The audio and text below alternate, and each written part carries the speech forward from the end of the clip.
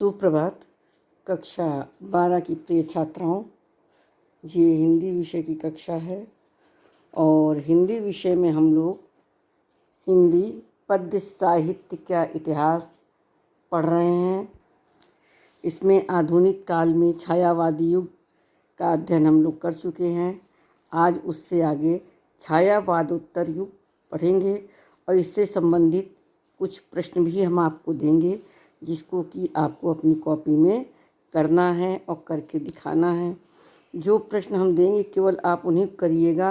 Question banks वगैरह से पढ़ने के लिए आप स्वयं पढ़िए और उसको समझिए।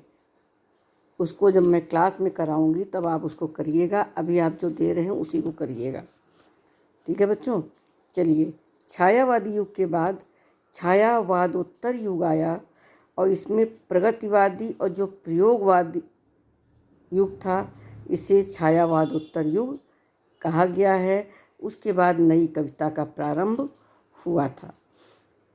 हिंदी कविता में प्रगतिवादी की प्रतिष्ठा पश्चिम के मार्क्सवादी विचारधारा को लेकर हुई, किंतु हमारे देश की भूमि पहले से ही नए जीवन दर्शन के लिए परिपक्व थी और यूरोप में पूंजीवादी सभ्यता के पर्याप्त विकसित हो जाने पर उनकी दुर्बलता को भली प्रकार पहचान कर उन्हें दूर करके नवीन सभ्यता के आविर्भाव की दृष्टि से साम्यवाद एवं अन्य प्रगतिशील विचारधाराओं का जन्म हुआ था। हमारे देश में औद्योगिकरण का क्रम बड़ी द्रुत गति से यानी बहुत तेज़ी से के साथ चल रहा था। उसके फलस्वरूप मजदूर संगठन और उनकी देखा देखी किसान सभाएं भी बनने लग गई थीं।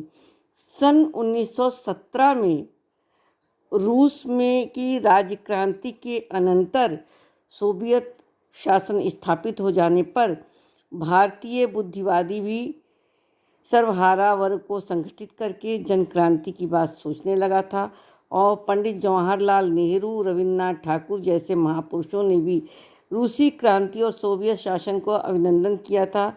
और इसी पृष्ठभूमि में सन 1936 ईस्वी में लखनऊ में कांग्रेस के समय प्रगतिशील लेखक संघ की स्थापना हुई। गांधी जी की विचारधारा से पर्याप्त प्रभावित प्रेमचंद जी इस संस्था के प्रथम अधिवेशन के सभापति हुए थे। इस प्रकार हिंदी साहित्य में प्रगतिवादी आंदोलन चाहे मार्क्सवाद से अधिक अनुप्राणित हो, किंतु प्रारंभ में गांधीवादी और कांग्रेस के वामपंथी विचारधाराओं के अनेक व्यक्तियों ने इसका संपोषण किया था। नरेंद्र शर्मा का काव्य विकास प्रेम और प्रकृति के उपरांत गांधीवाद और प्रगतिवाद की भूमिका तक पहुंच गया। अब वे दर्शन और चिंतन प्रधान हो गए थे। सूर्यकांत त्रिपाठी निराला, बालकृष्ण शर्मा नवीन और सुमित्रानंद पंत की रचनाओं से आधुनिक काव्य में प्रगतिवादी आंदोलन आरंभ हुआ था और गजानन माधव मुक्तिबोध ने अपने संबंध में अपने समाज, देश और विदेश के संबंध में गंभीरता से सोचने को बाध्य किया और एक चिंतनशील दिशा प्रदान की।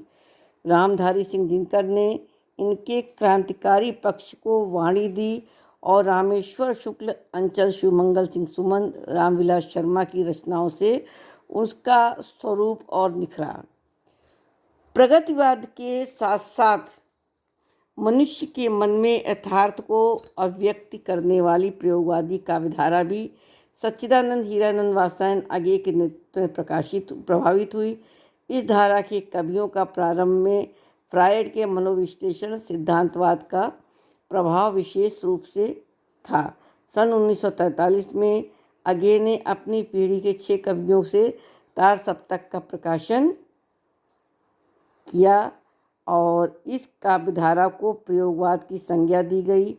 इस संबंध में आगे का वक्तव्य द्रष्टव्य है कि प्रयोग सभी कालों में के कवियों ने किया, किसी एक काल में किसी विशेष दिशा का प्रयोग करने की प्रवृत्ति स्वाभाविक ही है, किंतु कभी क्रमशः अनुभव करता आया कि जिन क्षेत्रों में प्रयोग हुए हैं उनसे आगे बढ़कर अब उन क्षेत्रों में का अन्वेषण होना चाहिए जिन्हें अभी नहीं हुआ है और जिनको अवैध मान लिया गया। इसके बाद नई कविता का प्रारंभ हुआ। नई कविता सन 1959 में तीसरे तार सप्तक के प्रकाशन और प्रयोगवाद की समाप्ति के साथ ही सन 1960 में नई कविता का जन्म माना गया। मनुष्य के मन का आलोक अब तक सर्वाधिक अभेद रहा है। अंग्रेजी अथवा प्रयोगवादी कवियों के सौभाग्य से फ्रायड ने उसकी अर्गला खोल दी थी। भवानी प्रसाद मिश्र, गिरिजा कुमार माथुर, धर्मवीर भारती आदि की रचनाओं में आधुनिक मनोविज्ञान के विभिन्न सिद्धांतों संबंधित विचार प्रवाह, मुक्त चेतन धारा, मनोविश्लेषण आदि के अनुरूप मनुष्यों के मनोलोक के भावना प्रवाह, स्वप्न और चेतन के भाव खंडों आदि के चित्रण देखने को मिलते हैं। और हिंदी कविता इस प्रयोगशीलता की प्रवृत्ति से भी आगे बढ़ गई और अब पहले की कविता से अपनी पूर्ण पृथकता घोषित करने के लिए नई कविता प्रयत्नशील है। सन 1954 में डॉक्टर जगदीश गुप्त और डॉक्टर रामस्वरूप चतुर्वेदी के संपादन में नई कविता काव्य संकलन के प्रकाशन से आधुनिक काव्य के इस नए रूप का शुभारंभ हुआ था और इसी नाम के संकल्पों में ही नई कल्पना, ज्ञानोदय आदि पत्रिकाओं के माध्यम से भी आगे बढ़ती है। पंत जी ने कला और बूढ़ा चांद तथा दिनकर ने चक्रवाल की कुछ रचनाओं में इसी नवीन काव्य प्रवृत्ति को अपनाया और नई कविता को आधारभूत विशेषताएं प्रदान की। वे किसी भी दर्शन से के साथ बंधी हुई नहीं थी और वर्तमान जीवन के सभी स्तरों को यथार्थ को नई भाषा, नवीन अभ्यंजना विधान और नूतन कलात्मक के साथ अभिव्यक्त करने में संलग्न रहे हैं। इस प्रकार से आपका ये जो हिंदी साहित्य का इतिहास, पद्य साहित्य का इतिहास पूरा हुआ। आगे हम आपको जो प्रश्न दे रहे हैं उनको आपको करना है। उसके लिए मैंने कुछ दूसरी किताब से भी दिया, उसकी भी पिक खींच के आपको भेज देते हैं, तो आप उसको भी देख लीजिएगा। धन्यवाद बच्चों।